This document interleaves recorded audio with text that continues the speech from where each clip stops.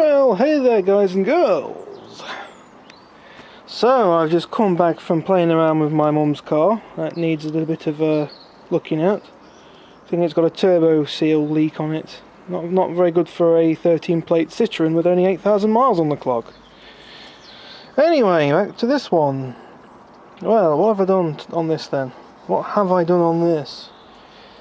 Nothing much, because obviously I can't do anything with the ECU.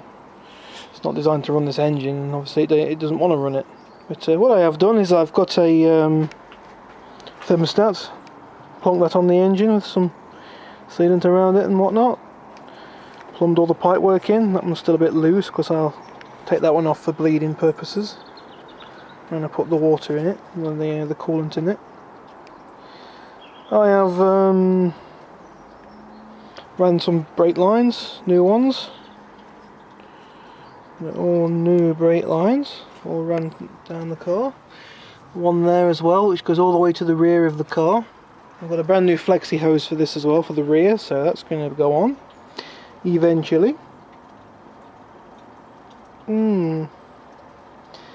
Yeah, I've done some, not bodging, I've done some proper plumbing here, look, using hose clamps and things on the two pipes. Put copper slip around the Jubilee clips, unless they needed it. Then pipes can go up there somewhere, tie wrapped up, out the way. What else? Nothing much really. Oh, yeah. Let's move around the car. I've got the car sat on an ammo crate at the moment, which looks awesome. Just check that out for a picture there, guys and girls. NCR. Looks a bit post-apocalyptic. I did have the exhaust all bolted up underneath, but I took it off again because it's easier to underseal the car. I've got seats in it now. Well, a seat and one that's a bit flappy. Still got some holes in the floor, as you can see, which I've got to weld up. But yeah, I still have this sill to weld. Yeah. I took the baffle out the Citroen. Yeah. And even this has oil in it. I've got oil all in my lens of my camera. Oh right, they're the baffles, are they? It's a baffle that is on the exit. Crikey me, yeah, look how much oil there is in it. It's dripping out. Look at it. Good God. That can't be good. That's not right, that. Citroen DS3, and it's got all that oil stuck in the... 7,500 miles. Yeah. 7,500 miles. And that's from out... Basically, you've got your turbo, which is, I think it's on this side, just here. And then that goes towards your intercooler. So you'd have your airbox over here somewhere, a pipe leading towards the turbo, which has normally got a breather in from the crankcase. You got your turbo here, baffles which they put on modern day cars now to make the turbo quiet, which I think is pointless because everyone likes a turbo sound. And yeah, then you've got it going down to you. It's like a tube that's got ridges in it. Yeah. And well, you'll see in the other video if you watch it. Yeah, check out the other video on the Citroen. The ridges of. I'll probably cut this out and put it in that video. Yeah, the ridges are full of oil anyway. Yeah. Christ, that's not good. That's on the car with 7,500 miles on the clock. You know, you expect it on something this old, but crikey me. That's just terrible, that. Despicable, absolutely. Modern day cars, guys and girls, they're so environmentally friendly. Big not. Absolute no-no. Nowhere near are they environmentally friendly. Sure, they may have got the emissions down a little bit more, but nah, absolutely knackered the engines up with all this modern day save the planet crap they bolt to the cars. It just kills the engines, absolutely kills them. Save the engine and remove it all. You're not supposed to mess around with any of the emission system on cars, but half the time it's what kills them. DPF filters and stuff, it just wrecks an engine, absolutely destroys it. And they don't last forever either. To get them replaced is about £2 grand. It's a money making game, that's all it is. Anyway, back to this again. Yeah, so managed to get the engine number, which lives down there on that little plate down there. You can't see it. You can. 178, I think that is. A something. And there's a bit of a unique engine number underneath, which is very hard to read, but you can, if you get it in the right light, read it. I think I've got most of it anyway, so I'm just going to chuck that on the documentation and then send it off and tell them that I've put this engine in the car. I've not done that yet. A bit naughty of me, I know, but yeah. Braking system is almost complete. I'm just a braided, it's not a braided hose, just a hose away from it being complete.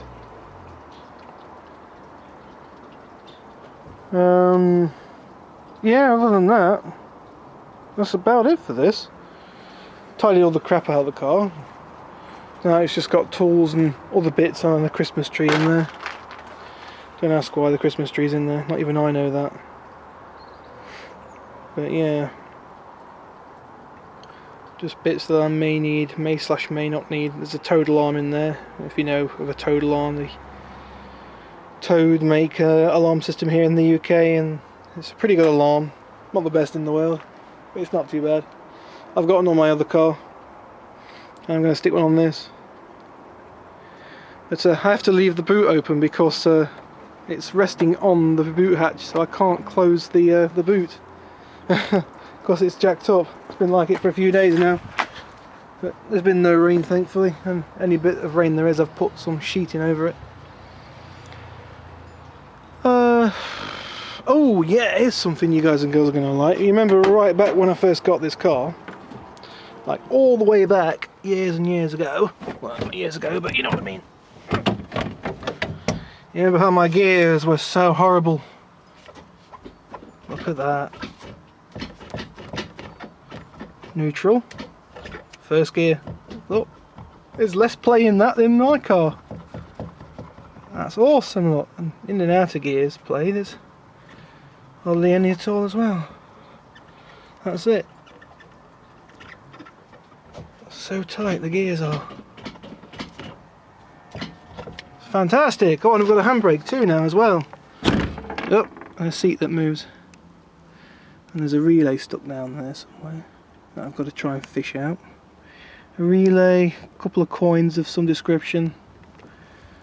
It's not in the... oh, there's two relays in there. Great. Nice. Got to try and fish them out. Oh yeah, and this seat I had to weld it all back together again, look. I did that to both of them, had to weld them both together. It's jumped out. Look. In the back side. There we go. That sits in there. And the reason why it's not bolted in is because that was missing, I couldn't find it. But now I've got it, so I could really bolt it all back in again now. So that's something that I'll do.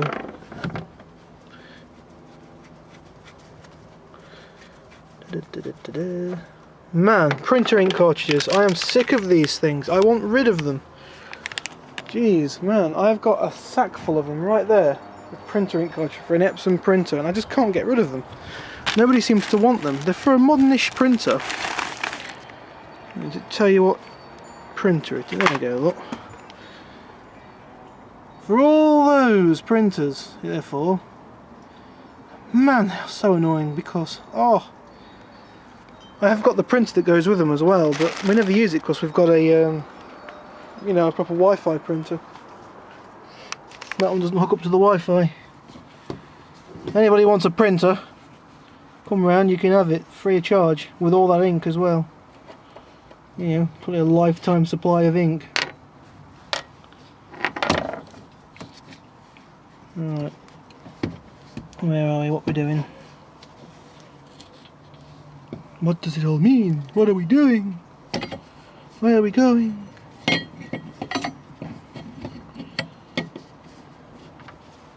something like that anyway. I've probably got the seat set too far back. Reason why it ain't going on. Aye. Alright then guys and girls, I'm going to just do some more with this one. I've got a little bit of light left. I've got the door from another Fallout Panda on there. It's got some rust on it. Right. And there, it's a bit rusty.